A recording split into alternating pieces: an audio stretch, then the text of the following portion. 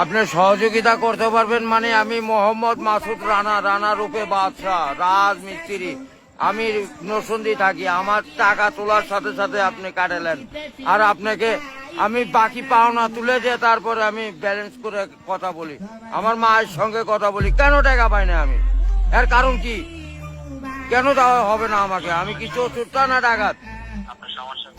সমস্যাই তো any problem, don't disturb, okay understand. আপনি যখন লোন লাগবে তখন লোন দিবেন এই নাম্বারে। আমার মার সঙ্গে কথা বলতে হয়, আমি লোন ক্লিয়ার করি। তো আমাকে লোন দিবেন না কেন? লাস্ট ইমার্জেন্সি মানে আমার মা আগে না আপনার অফিস আগে কিনা অফিস উড়াই দেবো কিন্তু মাথা গরম করলে। আমি দেশের নাগরিক না। যখন আমি ব্যালেন্স আপনার থেকে লোন চাবো, চাওয়া মাত্র এই নাম্বারে দিবেন। তো ইংলিশ বুঝি না, ইংলিশ কোন মানে?